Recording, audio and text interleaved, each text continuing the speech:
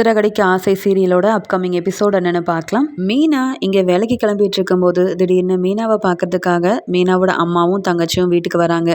இவங்க 2 பேரும் வீட்டுக்குள்ளே வரதை பார்த்த உடனே விஜயாவுக்கு ரொம்ப கோவம் வருது. என்ன இந்த மீனாவோட அம்மா அடிக்கடி மீனாவை பார்க்க வீட்டு பக்கம் வந்துட்டு போகிறாங்க. இவ தான் பூ கொடுக்குற சாக்கில் அவங்க அம்மாவை பார்க்க போகிறாங்களே, அப்புறம் எதுக்கு இவங்க எங்கள் வீட்டுக்கெல்லாம் வராங்க அப்படின்னு சொல்லி ரொம்பவே கோவத்தில் பார்த்து முறைக்கிறாங்க. ஆனால் அண்ணாமலை மீனாவோட அம்மாவையும் தங்கச்சியும் உள்ளே கூப்பிட்டு, அம்மா 2 பேரும் எப்படி இருக்கீங்க? உனக்கு காலேஜ் படிப்பெல்லாம் முடிச்சுட்டு வேலை கிடச்சிருக்கிறதா கேள்விப்பட்டேன். உன் வேலையெல்லாம் எப்படி போகுது சீதா அப்படின்னு விசாரிக்கிறாரு அண்ணாமலை. அதுக்கு சீதாவும் நல்லா போகுது மாமா, அக்காவை பார்த்துட்டு போகலாமேன்னு தான் வந்தேன், எனக்கு இன்னைக்கு லீவு, அதான் இங்கிட்ட வந்தோம் அப்படின்னு சொல்ல உடனே இங்கே ரொம்ப சந்தோஷமாக அண்ணாமலையும் பேசிகிட்டு இருக்காரு. இதெல்லாம் பார்க்கும்போது விஜயாவுக்கு ரொம்பவே கோவம் வருது. இவங்க மட்டும் பணக்கார சம்மந்தியாக இருந்தால் நானும் நல்லா பேசியிருப்பேன். இவங்க எதுக்காக வந்திருக்காங்கன்னு தெரியலையே. வீட்டில் உள்ள எதையாவது வாங்கிட்டு போகவும் எடுத்துகிட்டு போகவும் தான் இவங்க வருவாங்க. இவங்க பழக்கமே அப்படிதானே அப்படின்னு சொல்லி விஜயா பார்த்துட்டு இருக்காங்க. அங்கே கிச்சன்லேருந்து வந்த மீனா அவங்க அம்மாவும் தங்கச்சியும் வந்திருக்கிறத பார்த்துட்டு ரொம்ப சந்தோஷமா, என்னம்மா திடீர்னு வந்திருக்கீங்க அப்படின்னு விஜயாவை பார்த்த உடனே அவங்க முகமே சரியில்லை. அதை பார்த்துட்டு மீனா புரிஞ்சுக்கிறாங்க, அம்மாவும் தங்கச்சியும் வீட்டுக்கு வந்தது அத்தைக்கு பிடிக்கல போல அப்படின்னு யோசனை பண்ணிட்டு, நீ வீட்டுக்கு வரதுக்கு முன்னாடி எனக்கு ஒரு தடவை ஃபோன் பண்ணியிருக்கலாம்லம்மா, இப்படி எதுக்கு திடீர்னு வந்த? நான் உன்னை பார்க்க வரதா இருந்தால் தான் பூ கொடுக்க வரும்போது பார்க்க வந்திருப்பேனே, என்னம்மா விஷயம் அப்படின்னு கேட்க, அதெல்லாம் ஒன்றும் இல்லடி, கோயிலுக்கு போயிருந்தேன், உனக்கும் மாப்பிள்ளைக்கும் நல்லா வேண்டிக்கிட்டேன், அதான் பிரசாதம் கொடுத்துட்டு போகலாமேன்னு வந்தேன் அப்படின்னு சொல்ல, இதுக்காமா இவ்வளோ தூரம் வரணும்? எங்கள் அத்தையோட முகத்தை பார்த்தல எப்படி உட்காந்துருக்காங்கன்னு அப்படின்னு சொல்ல, இன்றைக்கி நேற்றா அவங்க அப்படி எங்களை நடத்துகிறாங்க. நாங்கள் இங்கே வந்தாலே உன்னுடைய அத்தைக்கு பிடிக்காது தான், ஆனாலும் உன்னை பார்க்காம இருக்க முடியுமா என்ன? கடப்பக்கம் 2-3 நாளாக வரல, ஃபோன் பண்ணாலும் எடுக்க மாட்டேங்கிற, அதான் நேரே வந்துட்டேன், வேறு ஒன்றும் பிரச்சனை இல்லை அப்படின்னு சொல்ல, இங்கே மீனாவுக்கு பிரசாதத்தெல்லாம் கொடுத்துட்டு அங்கே நல்லா சந்தோஷமாக பேசிகிட்டு இருக்காங்க. அங்கே வந்த ரோகிணி, என்ன ஆண்டி இது, மீனாவோட அம்மாவும் தங்கச்சியும் வந்திருக்காங்க, இதை பார்த்துட்டு நீங்கள் வேறு அமைதியாக இருக்கீங்க? அந்த மீனாவோட தங்கச்சியால் தானே ஆண்டி அன்னைக்கு வீட்டில் பெரிய பிரச்சனை வந்தது. என்னை பற்றி அந்த ரெக்கார்டெல்லாம் எடுத்து சொல்லி தேவையில்லாமல் நம்ம குடும்பத்தில் பெரிய பிரச்சனையை உண்டு பண்ணதே அந்த சீதா தான்.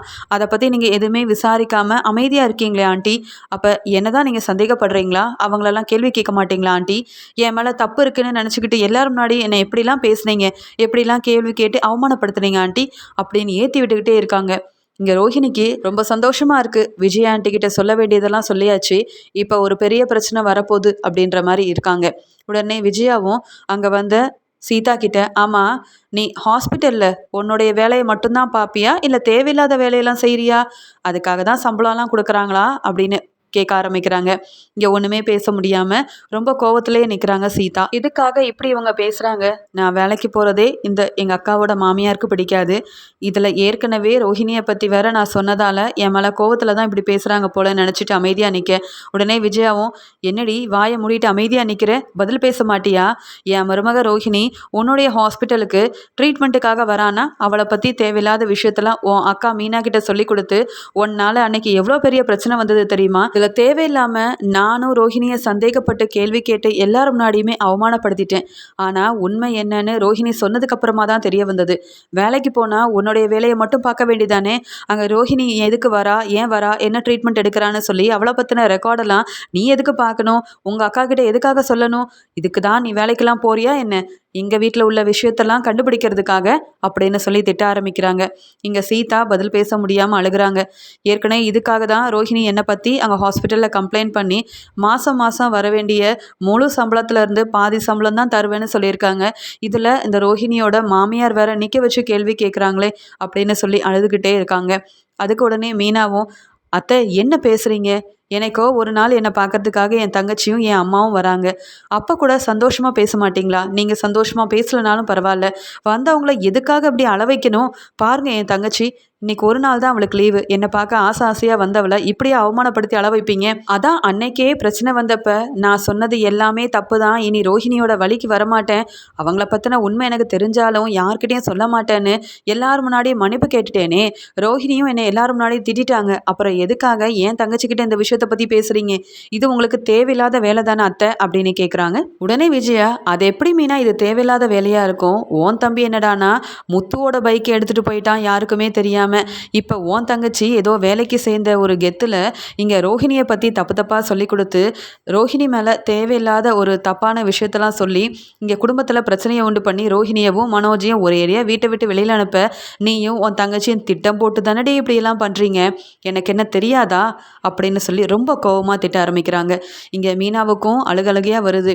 இதில் நம்ம தங்கச்சி வேற தேவையில்லாமல் நம்மளை பார்க்க வந்து இப்படி அங்கே எங்கள் அத்தைக்கிட்ட என்ன மாதிரியே திட்டு வாங்கிட்டுல நிற்கிறா அப்படின்னு சொல்லி ரொம்பவே மனசு வேதனைப்படுறாங்க மீனா. இதை பார்த்த அண்ணாமலை இங்கே விஜயா கிட்ட சொல்கிறாரு, என்ன விஜயா, முடிஞ்சு போன விஷயத்தை எதுக்கு தேவையில்லாமல் இப்போ பேசி வீட்டுக்கு வந்தவங்கள அவமானப்படுத்திட்டு இருக்க?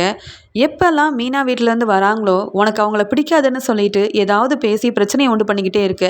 அப்புறம் எப்படி சம்மந்தியால் இந்த வீட்டுக்கு வர முடியும்? இல்லை உன்கிட்ட தான் சந்தோஷமாக பேச முடியும்? உனக்கு பிடிக்கலனா ரூமில் போய் அமைதியாக இரு, இப்படி பிரச்சனையெல்லாம் உண்டு பண்ணிட்டு இருக்காத அப்படின்னு சொல்கிறாங்க. இங்கே மீனா உடனே அவங்க அம்மா கிட்டேயும் தங்கச்சிக்கிட்டேயும், எதுக்காக இங்கே வந்தீங்க? இங்கே வரப்பெல்லாம் நீங்கள் இப்படி அவமானப்பட்டு அழுதுகிட்டு நிற்கிறத நான் பார்த்து மனசு வேதனைப்படணுமா? நீங்கள் சொல்லி அனுப்பியிருந்தா இல்லை ஃபோன் பண்ணியிருந்தா நானே வந்திருப்பேன்ல. இப்போ பார்த்தீங்களா, நீங்கள் ஏதோ பிரசாதம் கொடுக்கணும்னு சந்தோஷமாக வந்தீங்க. ஆனால் எங்கள் அத்தை அதை புரிஞ்சிக்காம தங்கச்சியும் எப்படி திட்டுறாங்கன்னு பார்த்துட்டு தானமா இருக்கேன். முதல்ல இங்கேருந்து கிளம்பு. நீங்கள் வந்தாலே இப்படி தான் எங்கள் அத்தை பேசுவாங்க. நீங்கள் அழுகிறத பார்த்தா என்னால் தாங்கிக்க முடியாது. இங்கேருந்து கிளம்பிடுங்கம்மா அப்படின்னு சொல்கிறாங்க. அங்கே வந்த ரோஹிணி, என்ன மீனா, விஜயா ஆண்டி என்ன தப்பாவா சொல்கிறாங்க? சரியாக தானே சொல்கிறாங்க. உங்கள் வீட்டில் உள்ளவங்களால நம்ம குடும்பத்தில் என்னைக்கு பிரச்சனை வரல? முத்துவோட பைக்கை உங்கள் தம்பி எடுத்துகிட்டு போனாரே, அப்போ பிரச்சனை வரலையா? இப்போ மறுபடியும் உங்கள் தங்கச்சி என்னவோ நல்லா படித்து பாஸ் ஆகிட்டாங்க, வேலையெல்லாம் கிடச்சிருக்குன்னு சொன்னீங்க. ஆனால் வேலை பார்க்குற இடத்துல எப்படி நடந்துக்கணும்னு தெரியாமல் நான் எதுக்காக ட்ரீட்மெண்ட்டுக்கு போகிறேன்னு என்னை பற்றி வேவு பார்த்து என்னை பற்றின விஷயத்த உங்ககிட்ட சொல்லி கொடுத்து நம்ம குடும்பத்தில் பிரச்சனையை உண்டு பண்ணலை? இப்படி அடுக்கடுக்கான பிரச்சனைகள் உங்கள் வீட்டில் உள்ளவங்களால தான் நடக்குது. அதனால தான் விஜயா ஆண்டி சரியான முறையில் கேள்வி கேட்டுட்ருக்காங்க. அவங்க பதில் சொல்லட்டுமே அப்படின்னு சொல்ல உடனே சீதா அழுதுகிட்டே, அதுக்கு தான் நீங்கள் எல்லாத்தையும் செஞ்சிட்டீங்களே ரோஹிணி, அப்புறம் என்ன பேசிகிட்டு இருக்கீங்க? நான் செஞ்ச தப்புக்கு நீங்கள் என்ன அப்படியே என்னை விட்டுட்டீங்க? ஹாஸ்பிட்டலுக்கு ஃபோன் பண்ணி என்னை பற்றி கம்ப்ளைண்ட் பண்ணி நீங்கள் என்ன வேலையிலேயே இல்லாமல் பண்ணணும்னு திட்டம் போட்டு பண்ணினீங்க. ஆனால் நான் என்னவோ அவங்கக்கிட்ட சாரி கேட்டு அவங்க ஒரு வழியாக என்னை மன்னிச்சு விட்டது மட்டும் இல்லாமல் சம்பளத்திலேருந்து பாதி பணத்தை அவங்க வந்து எடுத்துக்கிட்டாங்க. இந்த மாதம் எனக்கு முழு சம்பளம் கிடைக்காது. இதுக்கு காரணம் நீங்கள் தானே. இவ்வளோத்தையும் பண்ணிவிட்டு மறுபடியும் என்னை பார்க்கும்போதெல்லாம் அதையே சொல்லி காமிச்சு என்னை வேதனைப்படுத்தணும்னு நினைக்கிறீங்களே, இது எதுக்காக பண்ணிகிட்ருக்கீங்க ரோஹிணி? நீங்களும் உங்கள் மாமியாரும் பேசுகிறத பார்த்தா எங்கள் அக்காவை பார்க்க நானோ இல்லை வீட்டில் உள்ள யாருமே இந்த பக்கம் வரவே கூடாதுன்ற மாதிரி தான் பண்ணிகிட்ருக்கீங்க. எங்களுக்கும் உரிமை இருக்குங்க. எங்கள் அக்காவும் இந்த வீட்டோட மருமக தான். நான் அப்படி தப்பு பண்ணாலும் மன்னிப்பு கேட்க தயாராக இருக்கேன். ஆனால் அதையே சொல்லி காமிச்சு இப்படி தேவையில்லாமல் பிரச்சனையை உண்டு பண்ணி எங்கள் அக்காவை அள வைக்காதீங்க. வாமா போகலாம் அப்படின்னு சொல்கிறாங்க. இன்னும் நம்ம இங்கே இருந்துகிட்டே இருந்தோம்னா அக்கா தாம்மா அழுதுகிட்டே இருப்பா. நாம் இனி இங்கே வரவே வேண்டாம். அக்கா, எதுனாலும் நீ வீட்டுக்கு வாக்கா, நம்ம பேசிக்கலாம். உன்னை பார்க்க ஆசைப்பட்டு வந்தது பெரிய தப்பு தான்க்கா அப்படின்னு சொல்கிறாங்க சீதா. இங்கே மீனா ரொம்ப அழுதுகிட்டே இருக்காங்க. அது மட்டும் இல்லாமல் ரோஹிணியை கேள்வி கேட்க ஆரம்பிக்கிறாங்க. ஏன் ரோஹிணி, நீங்கள் செஞ்சது எல்லாத்தையுமே மறைச்சிட்டு என்னவோ என் தங்கச்சி மேலே தான் பெரிய தப்பு இருக்குன்ற மாதிரி பேசிகிட்டு இருக்கீங்களே, நீங்களும் தானே என் தங்கச்சி செஞ்சதுக்கு ஹாஸ்பிட்டலில் ஃபோன் பண்ணி அவள் வேலையவே இல்லாமல் பண்ணணும்னு நினச்சிருக்கீங்க. அப்புறம் எதுக்கு தேவையில்லாமல் முடிஞ்ச விஷயத்தையே பேசிகிட்டு இருக்கீங்க அப்படின்னு சொல்ல, அப்படி தான் மீனா பேசுவேன்.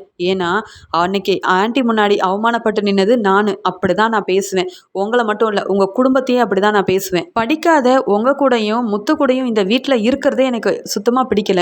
இதில் உங்கள் அம்மாவும் உங்கள் தங்கச்சியும் இங்கே வந்துட்டு போகிறது எனக்கு இன்னும் பிடிக்கவே இல்லை. இதனால தான் விஜய் ஆண்டி கிட்ட சொன்னேன், நான் இந்த வீட்டில் இருக்கல, மனோஜை கூட்டிகிட்டு தனி கொடுத்தனும் போகிறேன்னுட்டு. அப்பப்போ உங்கள் வீட்டில் உள்ளவங்களாம் வந்து தேவையில்லாமல் என்னை வச்சு பிரச்சனை செய்வீங்க. நான் பார்த்துட்டு சும்மா இருக்கணுமா? அன்னைக்கே சீதாவை உண்டு இல்லைன்னு பண்ணணும்னு நினச்சேன். நான் போனால் போதேன்னு தான் விட்டேன். இன்னும் அவள் வேலையில் தானே இருக்கா, அந்த திமிரில் தான் பேசிகிட்டு இருக்கா. மறுபடியும் என் வழியில் உங்கள் தங்கச்சி குறுக்க வந்தான்னு வச்சுக்கோங்க, அப்புறம் இருக்கிற வேலையும் இல்லாமல் போயிடும், பார்த்துக்கோங்க அப்படின்னு ரொம்ப கோவமாக இங்கே திட்டிக்கிட்டே இருக்காங்க ரோஹிணி. அது மட்டும் இல்லாமல் இங்கே மீனா மனசு வேதனைப்படுறாங்க. ஒரு பக்கம் மீனாவோட தங்கச்சி அழுதுகிட்டே இருக்காங்க. ரொம்ப பொறுமையாகவே இருந்த மீனா அது வரைக்கும் அமைதியாக இருக்காங்க. இன்னொரு பக்கம் ரோஹிணி, இவ்வளோ பேசியும் பார்த்தீங்களா விஜயா ஆண்டி, இங்கே மீனாவோட அம்மாவும் மீனாவோட தங்கச்சி இன்னும் வெளியில் போகாமல் நின்றுட்டே இருக்காங்களே அப்படின்னு சொல்ல, மீனா ரொம்ப கோவமாக ரோஹிணி அப்பலார்னு ஒன்று வச்சு, இது என்னுடைய வீடும் தான், என் அம்மாவையும் தங்கச்சியவும் நீங்கள் இவ்வளோ ஏளனமாக பேசுகிறதெல்லாம் பார்த்துட்டு பொறுமையாக நான் தாங்கிட்டு இருக்கேன்னா அதுக்கு காரணம் இந்த வீட்டோட மருமகன்றதுனால. ஆனால் போனால் போதேன்னு விட்டால் எதையுமே புரிஞ்சுக்காமல் நீங்கள் பாட்டுக்கு வந்த எங்கள் அம்மாவையும் என் தங்கச்சியவும் வெளியில் அனுப்புறதுக்கு இப்படியெல்லாம் பேசிகிட்டு இருக்கீங்க. அவங்க எதுக்குங்க போகணும்? ஏன் இந்த வீட்ல அவங்களுக்கு உரிமை இல்லையா? இவங்களோட பையன தான் நானும் கல்யாணம் பண்ணியிருக்கேன். நானும் இந்த வீட்டுக்கு ஒரு மருமக தான். நீங்க எப்படி வந்தீங்களோ, அதை விட அழகாவே என்ன கூட்டிட்டு வந்தாங்க. அப்படி இருக்கும்போது எதுக்குங்க இப்படிலாம் பேசணும்? சும்மா வாய மூடிக்கிட்டு உங்க வேலைய பாருங்க.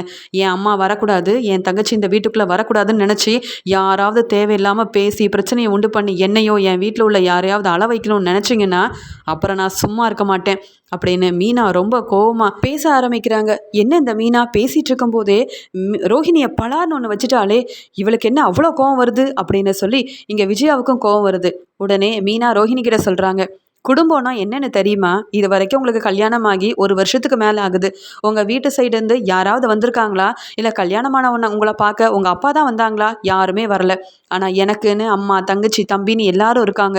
அப்படி இருக்கும்போது வந்து பார்க்க தான் செய்வாங்க. இங்க எனக்காக என்ன நடக்குதுன்னு விசாரிக்க தாங்க செய்வாங்க. உங்கள மாதிரியே யாரையும் கண்டுக்காம விடுற குடும்பம்லாம் எங்க குடும்பம் கிடையாது. என் குடும்பத்த பத்தி பேச உங்களுக்கு என்ன இருக்கு ரோஹிணி? உண்மையாவே உங்களுக்குன்னு அப்பா இருக்காங்களா? இல்ல குடும்பம் தான் இருக்கான்னு அப்பப்ப எனக்கு சந்தேகம் வரும். ஆனாலும் நான் அத பத்திலாம் விசாரிக்கிறதும் இல்ல, கேட்கறதும் இல்ல. ஏன்னா, அது எனக்கு தேவையில்லாத விஷயம் ரோகிணி.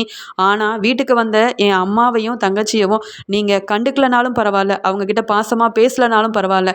ஆனா, வந்தவங்கள வெளியில அனுப்புறதுக்காக மனசு வேதனைப்படுத்தி அழ வைக்கணும்னு நெனச்சு, இப்படியெல்லாம் தேவையில்லாம பிரச்சனைய உண்டு பண்ணுனீங்கன்னு வைங்க. எப்பயுமே ரொம்ப பொறுமையா சிரிச்சுக்கிட்டு எல்லாத்தையுமே கடந்து போகிற மீனாவாவே இருப்பேன்னு நினைக்காதீங்க. இன்னொரு தடவை அப்புறம் பலார்னு ஒன்று வைக்க வேண்டியதா போயிடும். உங்க வேலையை பார்த்துட்டு போங்க. இனி தேவையில்லாம நீங்க என் வழிக்கு வராம இருந்தா போதும் அப்படின்னு சொல்லி அழுதுட்டு இருந்த சீதா கிட்ட, எதுக்கு சீதா நீ அழுகுற? தப்பு செஞ்சவங்க என்னைக்கா இருந்தாலும் வசமா மாட்டுவாங்க. அன்னைக்கு தெரியும் யாரு நல்லவங்க, யாரு பொய் சொல்லிட்டு இருக்காங்கன்னுட்டு. நீ எதுக்கும் பயப்படாத. நீ எப்பயும் போல வேலைக்கு போ. உன்னுடைய வேலையை சரிவர செய். அது போதும். அம்மா நீ கஷ்டப்படாதம்மா. நான் இந்த வீட்ல சந்தோஷமா தான் இருக்கேன். எத்தனை பேர் வந்தாலும், எவ்வளோ பெரிய பிரச்சனை வந்தாலும், உன்னோட பொண்ணு மீனா நல்லாவே சமாளிப்பா.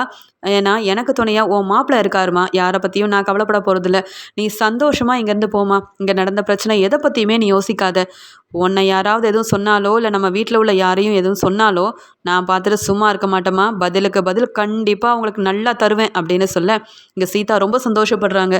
நல்லா பேசின ரோஹிணி எங்க அக்கா கிட்ட நல்லா வெளுத்து வாங்கிட்டு, இங்க பலார் பலார்னு வாங்கிட்டு அமைதியா நிக்கிறாங்க. இதுக்கு சும்மாவே இருந்திருக்கலாம் அந்த ரோஹிணி. இந்த ரோஹிணிக்கு இதுவும் வேணும், இன்னமும் வேணும் அப்படின்னு நினச்சிட்டு மீனாவை பார்க்க வந்த சீதா ரோஹிணியால் அழுதுட்டு இருந்தாங்க. ஆனால் தன்னுடைய தங்கச்சிக்காகவும் தன்னுடைய அம்மாவுக்காகவும் சப்போர்ட் பண்ணி இங்கே ரோஹிணியை வெளுத்து வாங்கினதால மறுபடியும் சீதா ரொம்பவே சந்தோஷப்படுறாங்க. பரவாயில்ல எங்கள் அக்கா எவ்வளோ தைரியமாக எனக்காக அவங்க அத்தையை எதிர்த்து பேசுனது மட்டும் இல்லாமல் ரோஹிணியை வெளுத்து வாங்கி நல்ல பெரிய பாடம் புகட்டிட்டாளே அப்படின்னு சொல்லி சந்தோஷத்தில் இருக்காங்க சீதா. ஆனா ரோஹிணி இந்த மீனாவையும் அவ குடும்பத்தையும் அவமானப்படுத்தலாம்னு நினைச்சு இந்த மீனா முன்னாடி நான் அவமானப்பட்டுட்டேனேன்னு நினைக்கிறாங்க.